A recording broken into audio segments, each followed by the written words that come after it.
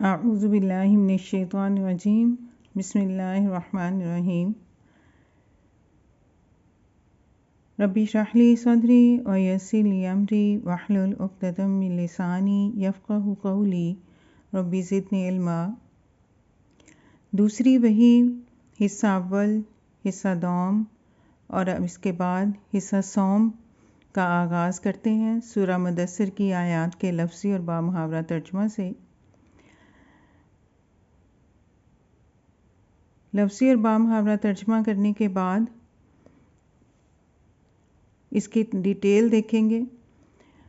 الرحیق المختوم میں کہ وہ اس وحی کے نزول کے بارے میں یا اس میں احکامات جو نازل ہوئے ہیں ان کے بارے میں کیا پوائنٹس وہ لکھتے ہیں۔ پھر اس کے بعد ضیاء النبی کو اسٹڈی کریں گے کہ اس میں انہوں نے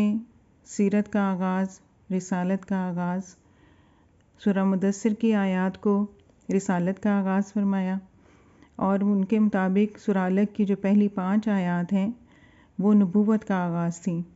اور جو سورہ مدثر کی آیات ہیں یہ رسالت کا آغاز ہے کہ اس میں نبی پاک صلی اللہ علیہ وسلم کو فرائض رسالت بتائے گئے ہیں، تو یہاں سے رسالت کا آغاز ہوتا ہے۔ تو سب سے پہلے سورہ مدثر کی آیات کے لفظی اور بامحاورہ ترجمہ کا آغاز کرتے ہیں۔ بسم اللہ الرحمن الرحیم۔ یا ایہا، اے المدثر، چادر لپیٹنے والے، قم، تم اٹھو،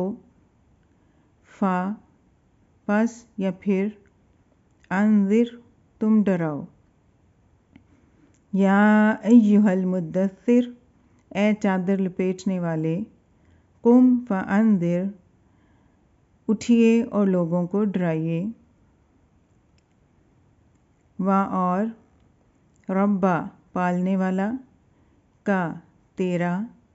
فا، پس، کبر، تو بڑائی بیان کر، وربک فکبر، اور اپنے رب کی بڑائی بیان کیجیے، اور ثیابا، کپڑے، کا، تیرے، فا، پس، طہر، تو پاک رکھ، وثیابک فطہر، اور اپنے لباس کو پاک رکھیے، اور الرجز، ناپاکی یا بت، فا، پس، اہجر، تو دور رہ، والرجز فاہجر، اور ناپاکی سے دور رہیے یا بتوں سے دور رہیے یا اور گندگی سے دور رہیے۔ یہ 5ویں آیت کے میننگ ہے۔ اس کے بعد 6 آیت ہے، اور لا، نہ، تمنن، تو احسان کر، تستکثر، تو زیادہ کی طلب میں، تستکثر، تو زیادہ کی طلب رکھتا ہے، ولا تمنن تستکثر، اور زیادہ لینے کے لیے کسی پر احسان نہ کیجیے۔ اور 7ویں اور آخری آیت اس وحی کی، اور لی، کے لیے، ربی، پالنے والا، کا، تیرا، فا، پس،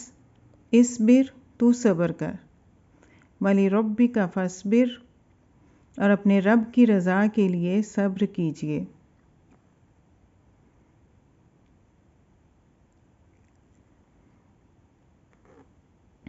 لفظی اور بامحاورہ ترجمہ کے بعد الرحیق المختوم، اس میں تبلیغ کا حکم اور اس کے مضمرات کی ہیڈنگ کے ساتھ مولانا صفی الرحمن مبارک پوری اس کے پوائنٹس کو ڈسکس کرتے ہیں۔ ہر آیت میں جو حکم دیا گیا ہے اس کو بڑی وضاحت فرماتے ہیں اس کی۔ سورہ مدثر کی ابتدائی آیات یا ایھا المدثر سے وَلِرَبِّکَ فَاصْبِرْ تک، یہ انہوں نے ہیڈنگ لی ہے، یعنی ان آیات میں پہلی 7 آیات میں نبی صلی اللہ علیہ وسلم کو کئی حکم دیے گئے ہیں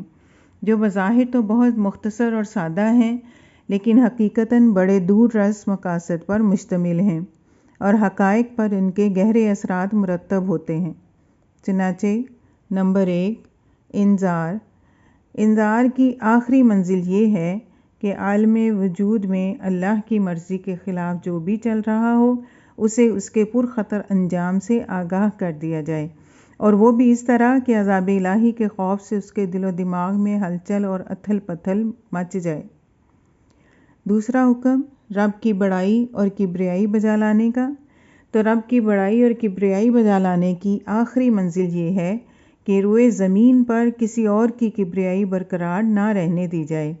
بلکہ اس کی شوکت توڑ دی جائے اور اسے الٹ کر رکھ دیا جائے، یہاں تک کہ روئے زمین پر صرف اللہ کی بڑائی باقی رہے۔ نمبر 3، کپڑے کی پاکی اور گندگی سے دوری کی آخری منزل۔ اگلا جو تیسرا حکم ہے ان آیات میں وہ لباس کی، کپڑوں کی پاکیزگی کی بات ہے۔ تو اس کے بارے میں لکھتے ہیں کہ کپڑے کی پاکی اور گندگی سے دوری کی آخری منزل یہ ہے کہ ظاہر و باطن کی پاکی اور تمام شوائب و الواس سے نفس کی صفائی کے سلسلے میں اس حد کمال کو پہنچ جائیں جو اللہ کی رحمت کے گھنے سائے میں اس کی حفاظت و نگہداشت اور ہدایت و نور کے تحت ممکن ہے، یہاں تک کہ انسانی معاشرے کا ایسا اعلیٰ ترین نمونہ بن جائیں کہ آپ صلی اللہ علیہ وسلم کی طرف تمام قلب سلیم کھنچتے چلے جائیں اور آپ صلی اللہ علیہ وسلم کی ہیبت و عظمت کا احساس تمام کش دلوں کو ہو جائے،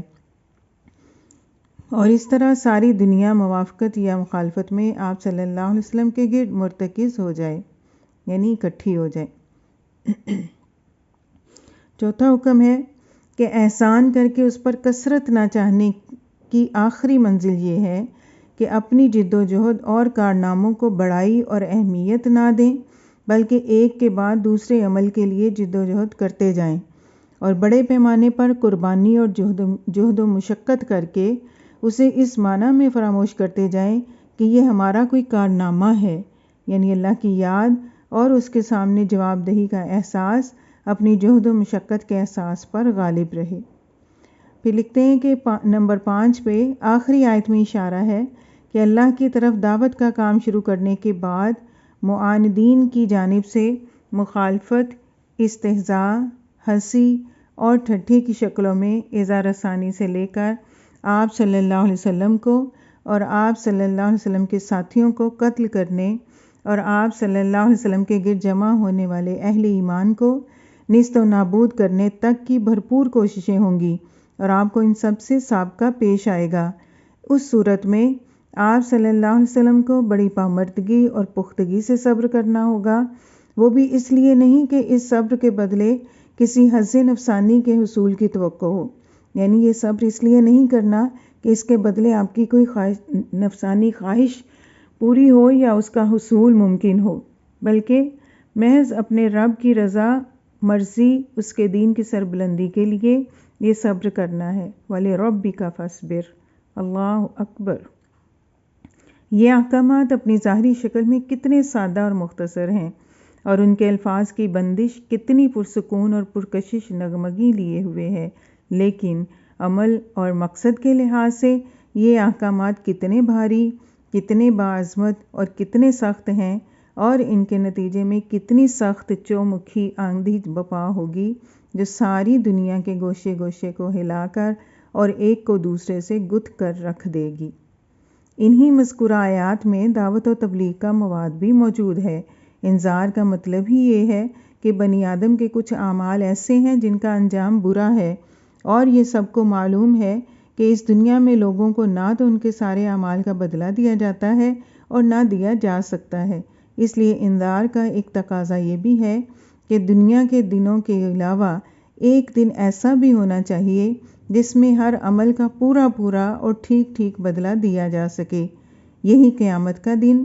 جزا کا دن اور بدلے کا دن ہے۔ پھر اس دن بدلہ دیے جانے کا لازمی تقاضا ہے کہ ہم دنیا میں جو زندگی گزار رہے ہیں اس کے علاوہ بھی ایک زندگی ہو۔ بقیہ آیات میں بندوں سے یہ مطالبہ کیا گیا ہے کہ وہ توحید خالص اختیار کریں، اپنے سارے معاملات اللہ کو سونپ دیں اور اللہ کی مرضی پر نفس کی خواہش اور لوگوں کی مرضی کو ترجیح دیں، یعنی اس کو غالب نہ آنے دیں۔ اس طرح دعوت و تبلیغ کے مواد کا خلاصہ یہ ہوا: توحید، یوم آخرت پر ایمان، تزکیہ نفس کا اہتمام،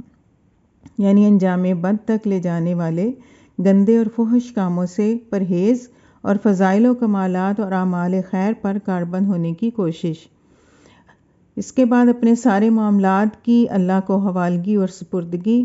پھر اس سلسلے کی آخری کڑی یہ ہے کہ یہ سب کچھ نبی صلی اللہ علیہ وسلم کی رسالت پر ایمان لا کر آپ صلی اللہ علیہ وسلم کی باعظمت قیادت اور رشد و ہدایت سے لبریز فرمودات کی روشنی میں انجام دیا جائے۔ پھر ان آیات کا مطلع اللہ بزرگ و برتر کی آواز میں ایک آسمانی ندا پر مشتمل ہے، جس میں نبی صلی اللہ علیہ وسلم کو اس عظیم و جلیل کام کے لیے اٹھنے اور نیند کی چادر پوشی اور بستر کی گرمی سے نکل کر جہاد اور کفاح اور سعی و مشقت کے میدان میں آنے کے لیے کہا گیا ہے۔ یعنی یہ جو اللہ کی ندا ہے، یا ایھا المدثر قم فانذر، یہ ایک ایسی آسمانی ندا ہے کہ جس میں نبی کریم صلی اللہ علیہ وسلم کو یہ حکم دیا گیا کہ وہ نیند کی چادر پوشی اور بستر کی گرمی سے نکل کر جہاد و کفاح اور سعی و مشقت کے میدان میں آنے کے لیے تیار ہو جائیں۔ اللہ تعالیٰ نے فرمایا، اے چادر پوش اٹھ اور ڈرا۔ گویا یہ کہا جا رہا ہے کہ جسے اپنے لیے جینا ہے وہ تو راحت کی زندگی گزار سکتا ہے، لیکن آپ صلی اللہ علیہ وسلم جو اس زبردست بوجھ کو اٹھا رہے ہیں، تو آپ صلی اللہ علیہ وسلم کو نیند سے کیا تعلق، آپ کو راحت سے کیا سروکار، آپ کو گرم بستر سے کیا مطلب، پرسکون زندگی سے کیا نسبت،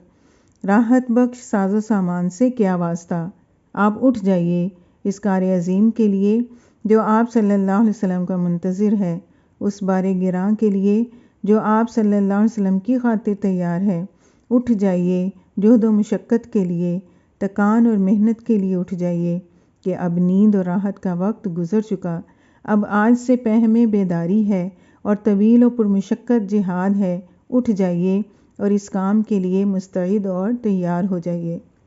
یہ بڑا عظیم اور پرہیبت کلمہ ہے۔ اس نے نبی صلی اللہ علیہ وسلم کو پرسکون گھر، گرم آغوش اور نرم بستر سے کھینچ کر تند طوفانوں اور تیز جھکڑوں کے درمیان اتھاہ سمندر میں پھینک دیا اور لوگوں کے ضمیر اور زندگی کے حقائق کی کشاکش کے درمیان لا کھڑا کیا۔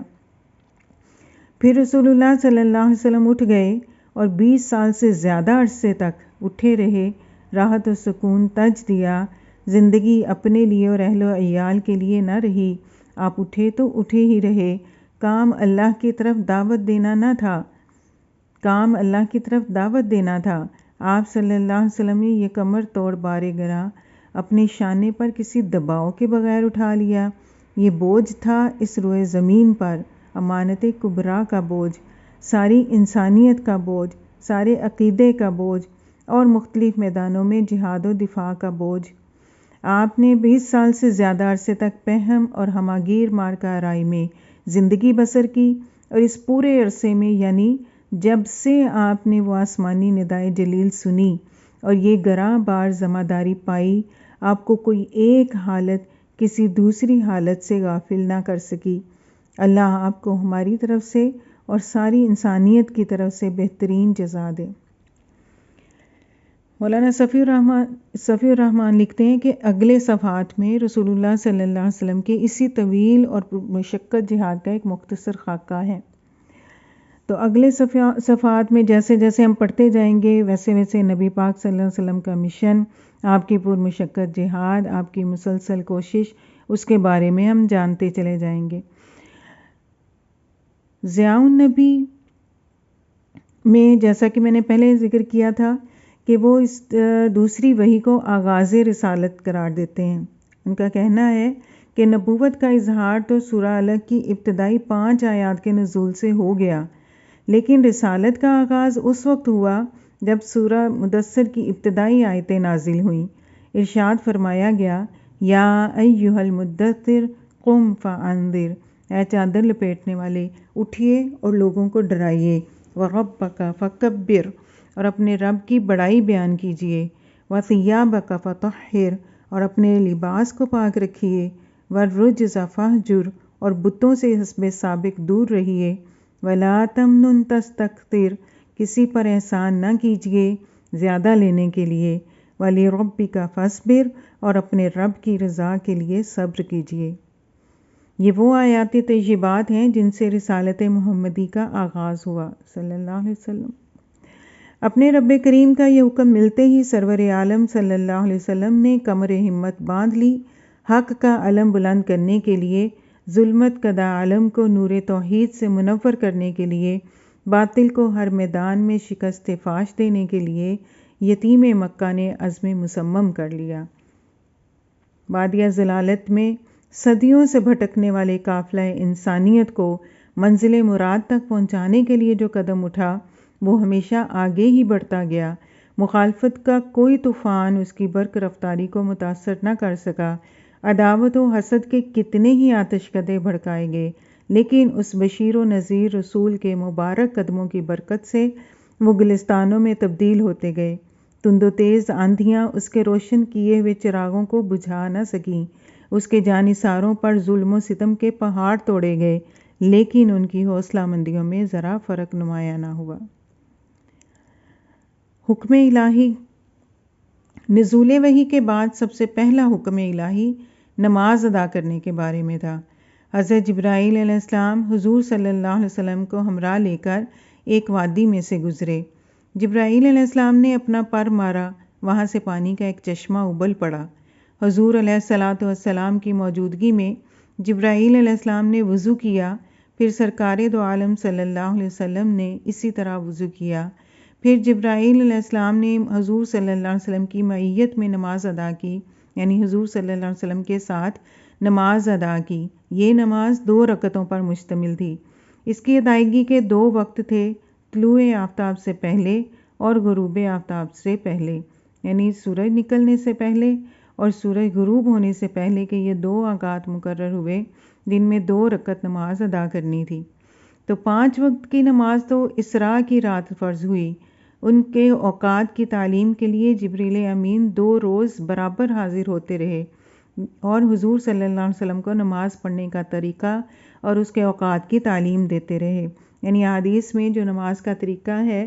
اور 5 وقت کی نماز اس کے اوقات جبرائیل امین نے خود آ کے وہ بھی سکھائے، 2 دن مسلسل آتے رہے۔ یہ واقعہ معراج کے بعد کا واقعہ ہے۔ یہاں جو بات ہو رہی ہے یہ دوسری وحی کے فوری بعد،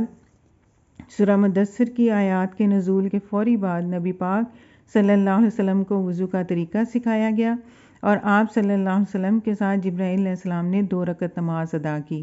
اور یہ 2 رکعت نماز 5 وقت نماز فرض ہونے سے پہلے تک 2 رکعت نماز طلوع آفتاب سے پہلے اور غروب آفتاب سے پہلے پڑھی جاتی تھی۔ چنانچہ علامہ محمد یوسف صالحی لکھتے ہیں،